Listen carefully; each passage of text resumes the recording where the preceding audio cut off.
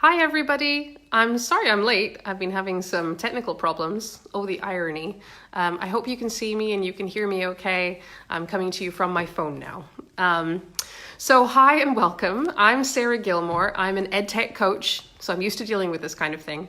And I'm also the co-founder of Integrate, which is an organization that provides support to teachers and schools on how to integrate technology meaningfully into learning. And I'm also the co-author of Integrating Technology, a school-wide framework to enhance learning.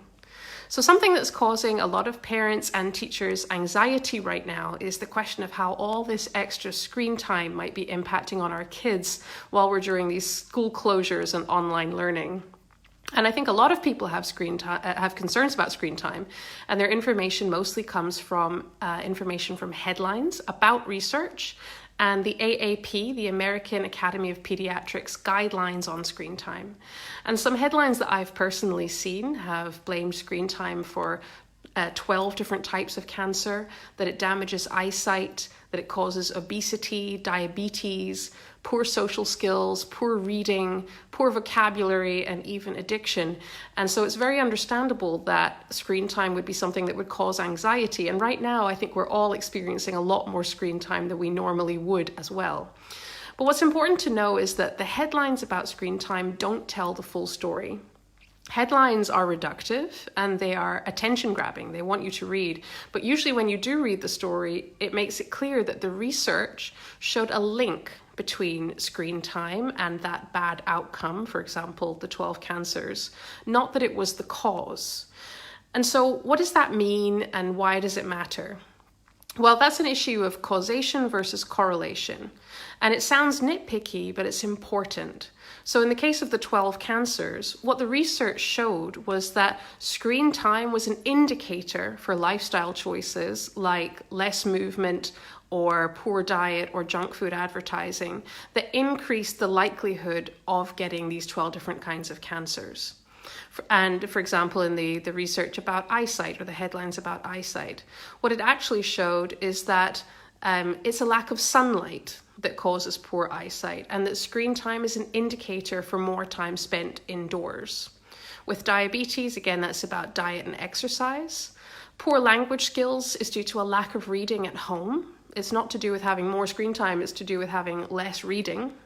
A lack of family conversation, for example, over the dinner table rather than watching TV at dinner time. Issues with posture, that's to do with how you're sitting and how much you're sitting and how little you're moving. So screen time isn't a cause, but it's a symptom of other lifestyle factors.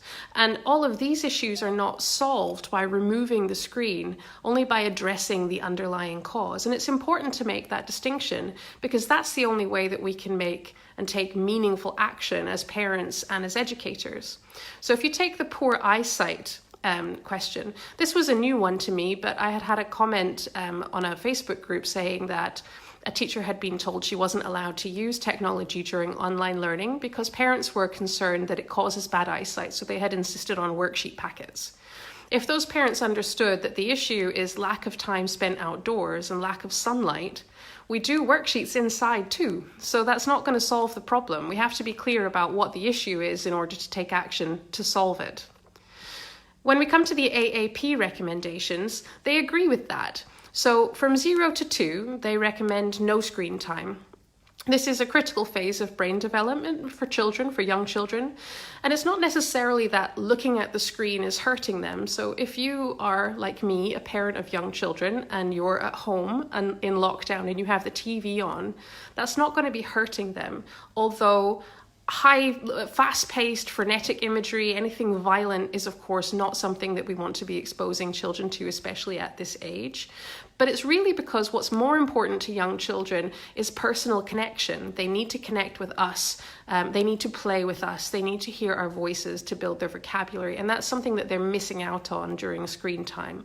And because the screen can't add anything useful at this time, although the AAP do say in their recommendations, and these are from 2016, that FaceTiming or video chatting with relatives, which I'm sure we're all doing a lot of right now, is a fine thing to do with children of that age because they are getting something out of that through that personal connection.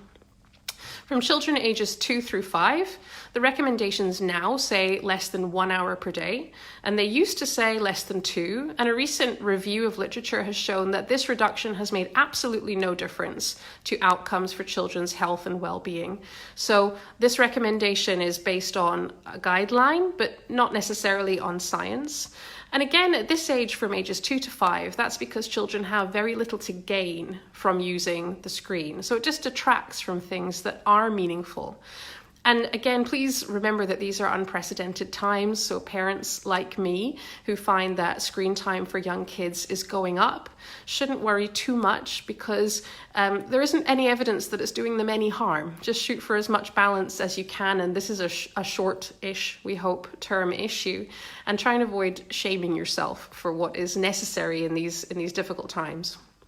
But then the AAP do say then from 5 to 18, they released recommendations for school-age children.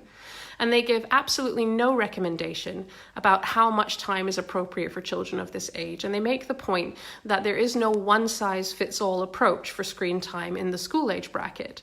And that's because they recognize that screen time itself is not the issue, and time is not the issue. It all depends on what is happening on the screen during that time and what is not happening in real life because of screen time. Because most important in the home is that screen time shouldn't interfere with sleep. It shouldn't interfere with a healthy diet, sufficient movement, reading, and conversation.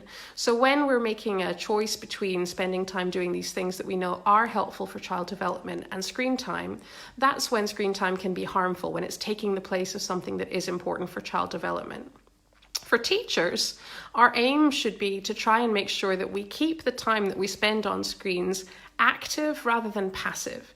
So children are not consuming content passively, but using that time to create something, to engage, to inquire, to think, to create something and solve problems, to communicate and collaborate rather than be isolated.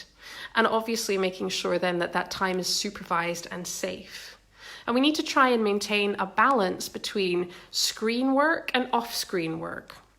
So try assigning activities that involve discussion with family, real-world contexts like kitchen maths or measuring spaces and project-based learning, and using screen time to create videos and animations and music, code and create games, collaborate with others through something like Padlet or Wavelet or Google Classroom or Google Meet. And so, as hard as it is, if you're a parent, try not to feel guilty about screen time. It can be a really powerful learning tool, and there is no evidence that it's doing any harm in and of itself. And as a teacher, focus on keeping that screen time purposeful and balanced. So if you'd like any more information and ideas about how to do that, keep an eye on this page and on the Integrate website, where there is a growing collection of resources. You can also pick up our book from Heinemann, and there are also some extensive free teacher resources to download there too, and I'm going to post some links to that on the page after this live session. You can also reach out to me on Twitter at s_j_Gilmore and let me know if there's any way that I can help you. So thanks everybody, and have a lovely day or evening, and I hope you were able to find the live broadcast in the end. Okay, thanks everybody. Bye-bye.